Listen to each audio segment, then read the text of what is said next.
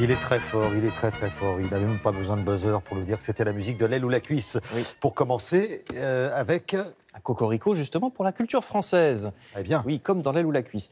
Elle s'exporte, nous dit le Parisien aujourd'hui en France, et elle s'exporte vers un pays avec lequel on a un énorme déficit commercial, en plus, donc c'est tant mieux.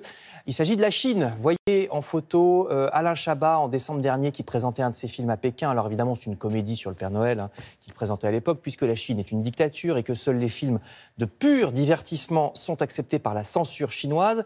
Si le film flatte le pays, c'est encore mieux, mais... La Chine est un marché trop intéressant pour s'en passer. Plus d'1 milliard d'habitants, potentiels spectateurs sur grand écran ou bien via les sites de vidéos sur Internet. Outre le cinéma, nos livres pour enfants font un tabac également en Chine, explique le Parisien. Le grand éditeur français pour la jeunesse, l'École des loisirs, vend beaucoup là-bas. Le chinois est même la principale langue de traduction de nos ouvrages pour la jeunesse. C'est numéro 1 devant l'anglais, par exemple. Les Chinois aiment la qualité française en la matière, ainsi que la bande dessinée franco-belge.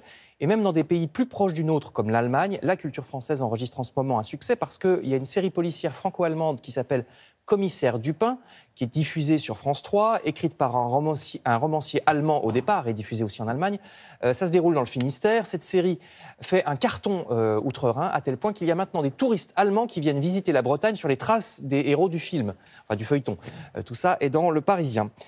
France toujours, et précisément le français, notre langue est le thème d'une série cette semaine dans le journal La Croix. Cette fois, c'est le français en Algérie. Alors, une histoire lourde de tensions post-coloniales. Évidemment, l'Algérie balance entre la volonté de conserver le bilinguisme français-arabe d'un côté et de l'autre, la volonté, au contraire, de gommer le français par fierté nationale et malgré la chance que représente le fait de parler français pour trouver du travail. Les intellectuels du pays estiment même que l'Algérie se referme de plus en plus sur elle-même. Même à l'université, les étudiants algériens ont du mal désormais à s'exprimer dans une autre langue que l'arabe, que ce soit le français ou l'anglais. Il reste tout de même des expressions typiques du français d'Algérie. Par exemple, on parle là-bas de la bogosité, par exemple, d'un présentateur de télévision. On peut parler du dégoûtage aussi, quand on est dégoûté. Faites le dégoûtage. Non, je faisais de la bogosité. Oui, on a compris, mais c'était... là, le dégoûtage maintenant. Ah oui, c'est bien. Ou alors un barbefellen. Un barbefellen, qu'est-ce que c'est un barbefellen? C'est un politicien qui mange à tous les râteliers, c'est-à-dire qu'il est à la fois pour les barbus islamistes et pour le FLN, prétendument socialiste. C'est pas mal, le barbefellen, article dans La Croix.